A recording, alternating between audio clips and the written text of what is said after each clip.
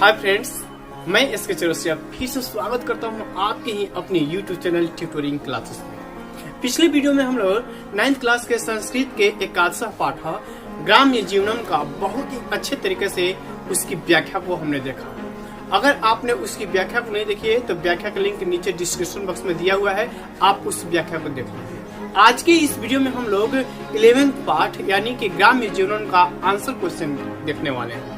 Answer question के सिलसिले में आपको अनुवाद बनाने के लिए एक प्रश्न आएगा जो कि आपके पाठ्य पुस्तक व्याख्या में ही उस सभी अनुवाद का आंसर छुपा हुआ है। तो कृपया आप उस व्याख्या को देख लीजिए, तब हम लोग आंसर क्वेश्चन को करेंगे। आइए आज के इस वीडियो को शुरुआत करते हैं। आपसे एक छोटी सी रिक्वेस्ट है, यदि आप इस चैनल पे पहली बार हैं तो चैनल को कर दीजिए सब्सक्राइब बेल आइकन के साथ, जिससे हर वीडियो का नोटिफिकेशन आपको मिलता रहे। यदि वीडियो अच्छी लगती है, हेल्पफुल लगती है तो वीडियो को लाइक और शेयर जरूर कर दीजिएगा। तो आइए आगे की क्वेश्चन को देखते हैं।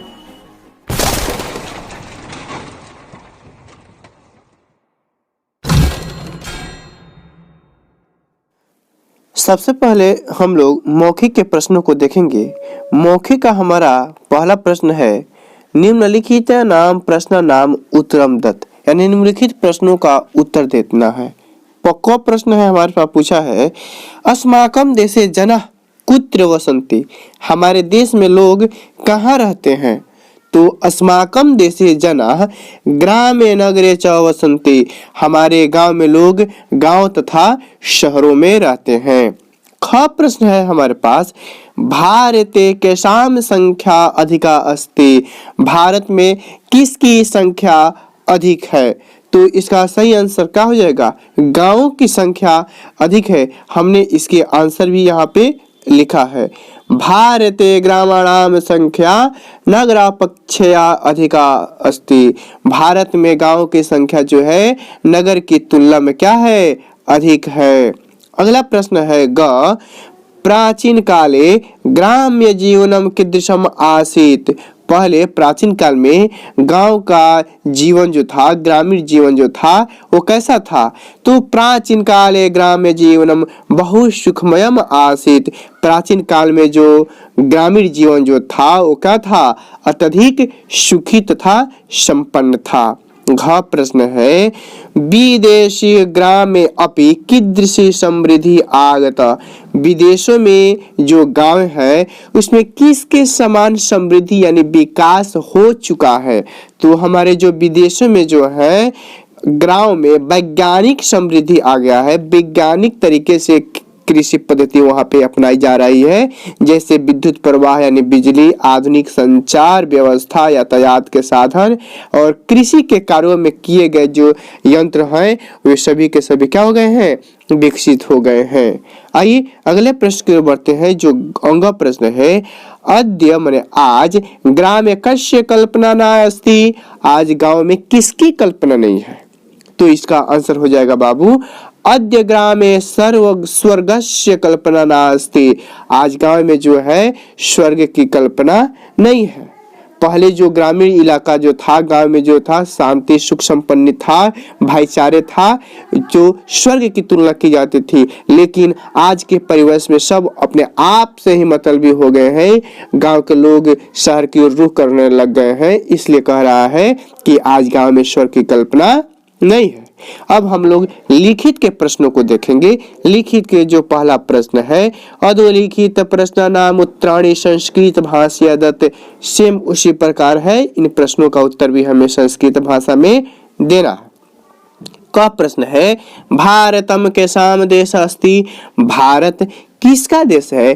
तो भारत गांव का देश है, इसलिए आंसर हो जाएगा भारतम ग्रामाणाम देश अस्ति, भारत जो है गांव का देश है। ख प्रश्न है कि देशे ग्राम अपेक्षा केषां संख्या क्रमशः वर्धते, देश में किसकी संख्या लगातार क्या हो रही है? बढ़ रही है। तो देश ग्राम अपेक्षा नगर की संख्या क्या हो रही है? लगातार बढ़ रही है। देश में गांव की अपेक्षा जो है नगरों की संख्या क्या हो रही है? बढ़ रही है। अगला प्रश्न है हमारे पास, ग मानवः काम कल्पित्वा नगराणि निर्ममे। मानव किसकी कल्पना करके नगर का निर्माण करने लगे हैं। ये जितने भी प्रश्न हमने आपको बताया है सभी के सभी आपके पाठ्य पुस्तक में उपस्थित है। आइए आपके व्याख्या के लिए, आपके संतुष्टि के लिए इन प्रश्न का उत्तर हम आपको दिखा देते हैं। आइए चलते हैं पाठ्य पुस्तक की तरफ। जैसा कि आपसे प्रश्न पूछा है कि मनुष्य किसकी कल्पना करके नगर का निर्माण कर रहे हैं, तो मानव जो है स्वस्य भौतिकी में सुख समृद्धि कल्पित्वा महता प्रयासेन नगराणि निर्ममे।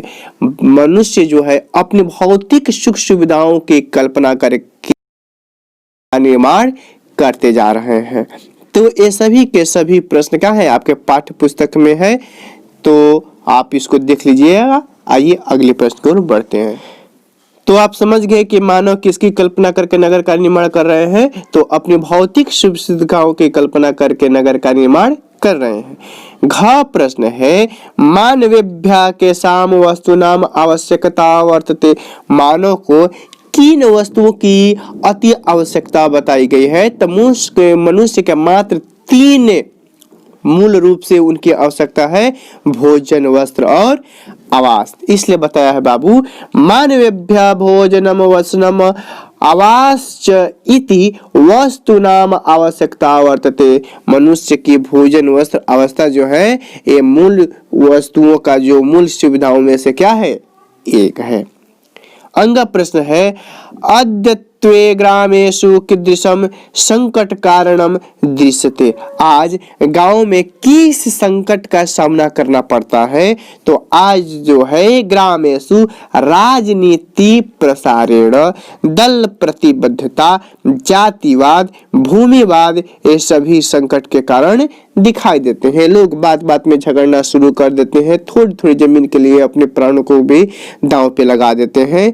तो ये सभी चीजें आज के समय में क्या हो रही है, देखने को मिल रही है। आइए हम अगले प्रश्न की ओर बढ़ते हैं। अगला प्रश्न है अधोलिखितानां पदानां प्रकृति प्रत्यय विभागम लिखत। यानी कि हमें उस पद में कौन सा प्रत्यय लगा हुआ है आपको बताना है। तो बाबू हमने अपनी कई वीडियो में प्रत्ययों की चर्चा कर चुकी है, उन सभी वीडियो का लिंक हमने आपको डिस्क्रिप्शन बॉक्स में दे दिया। साथ साथ आपकी सुविधा के लिए हमने क्वेश्चन नंबर भी बता दिया है कि आप उस वीडियो का कौन सा क्वेश्चन देखेंगे तो किस प्रत्यय के बारे में जानेंगे।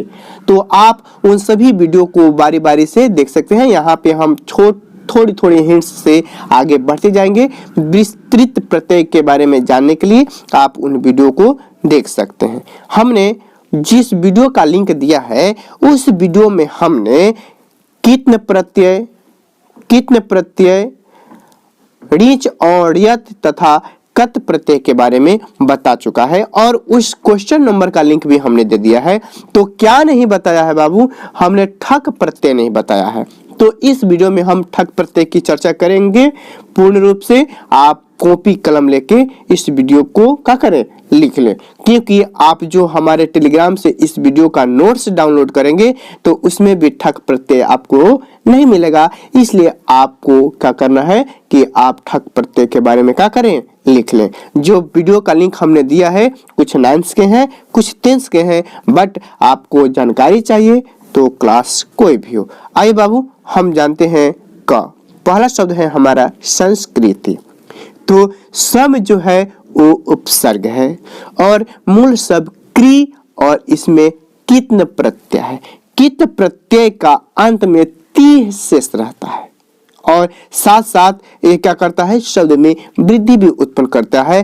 कित प्रत्यय का प्रयोग भाववाचक संज्ञा के रूप में भी किया जाता है। और सारी जानकारी के लिए आप उस कित प्रत्यय के वीडियो को आप क्या करें, देख लें। तो इसका संधि विच्छेद हो जाएगा, क्या हो जाएगा, इसमें कित प्रत्यय हो जाएगा तो बनेगा समधान क्रियधान कित। चलिए अगला शब्द है हमारे पास ग्राम्यम।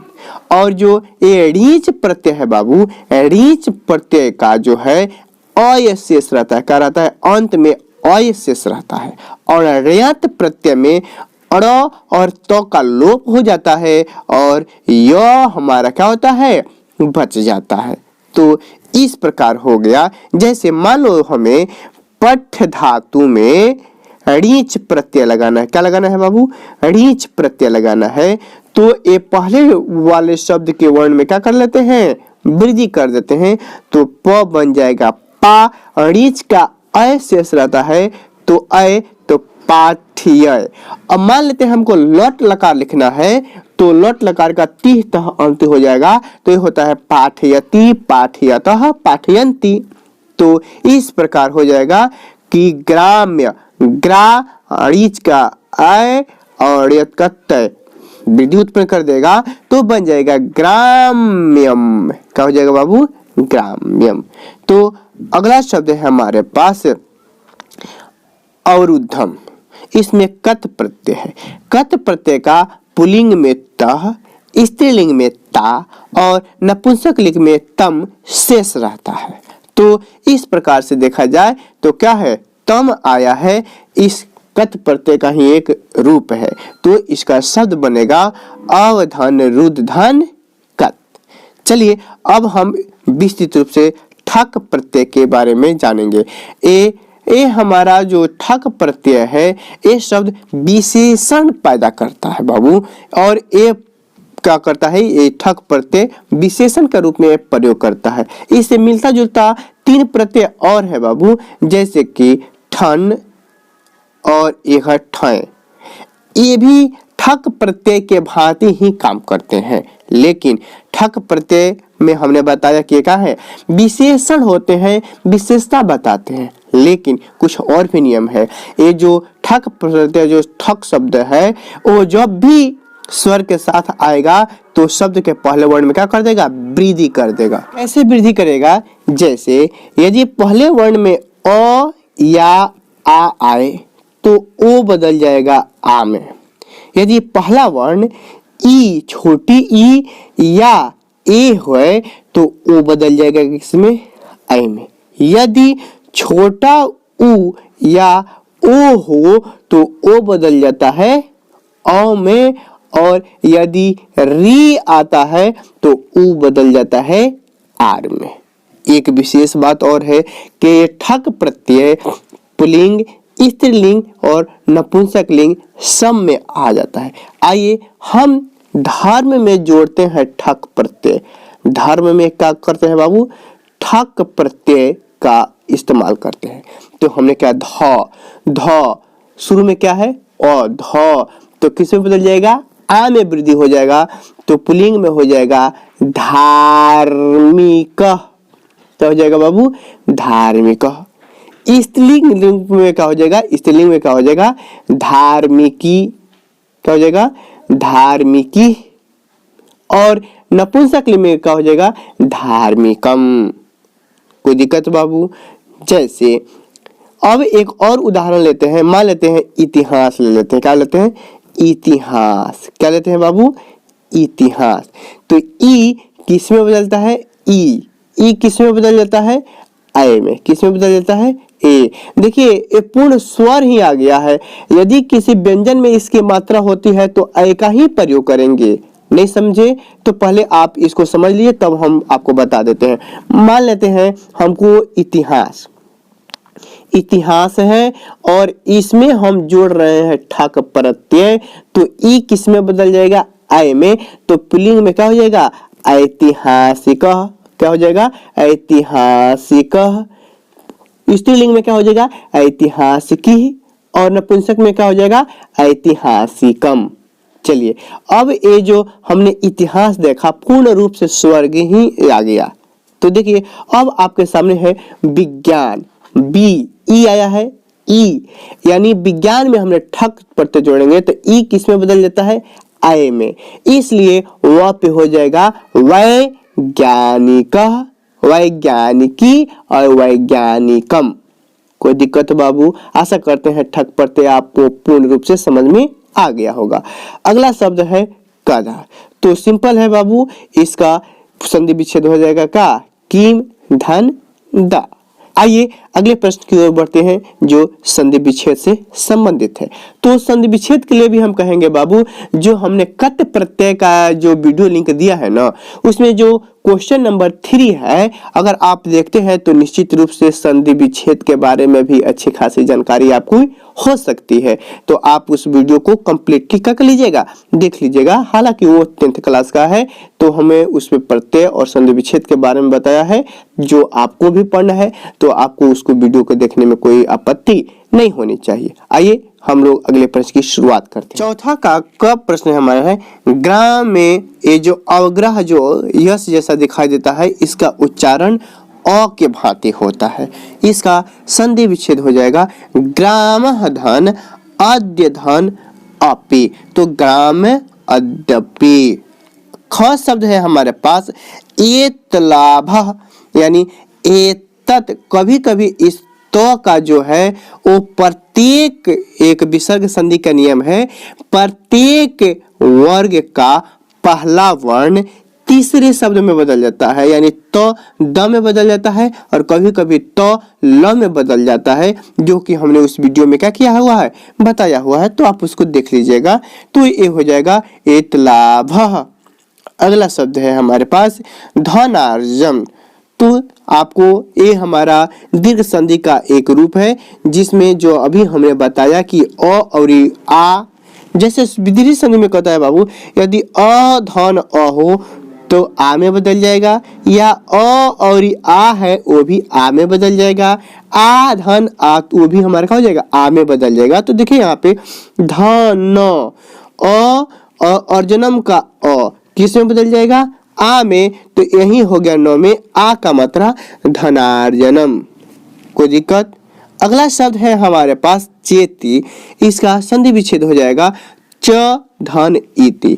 तो एक नियम है आपका, यदि अ के बाद ई आता है तो उ ए में क्या होता है, तब्दील हो जाता है, बदल जाता है।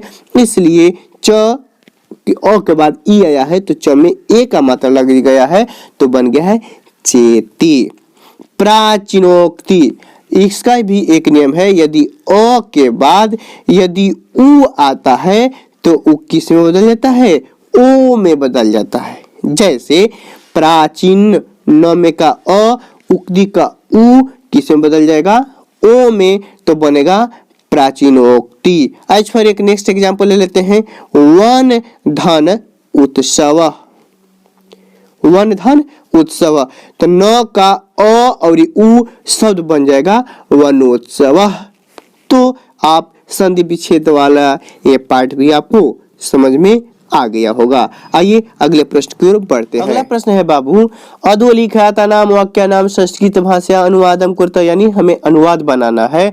तो इसी भी क्वेश्चन के लिए हमने कहा था कि यदि आपने इसकी व्याख्या को नहीं देखा है तो आप इसकी व्याख्या को देखिए, क्योंकि सभी के सभी अनुवाद आपके हिंदी अर्थ से ही संबंधित है इस वीडियो लेक्चर का। तो आइए देखते हैं कैसे है। जैसे हमारे देश में अधिक लोग गांव में रहते हैं, तो पाठ का शुरुआत ही है अस्माकं देशे अधिकांश जना ग्रामे निवसन्ति। हमारे गांव में अधिक लोग कहाँ रहते हैं, गांव में रहते हैं। अगला प्रश्न है हमारे पास, प्राचीन काल में गांव का जीवन कैसा था, सुखमय था। तो प्राचीन काले ग्राम जीवनम सुखमयम आसीत। गौ वाक्य है, गांव में न्यूनतम सुविधाएं हैं, यानी कम है। तो ग्राम में न्यूनतम समृद्धि अस्ति। गांव में जो सुविधाएं हैं क्या है, ना के बराबर है, यानी न्यूनतम है।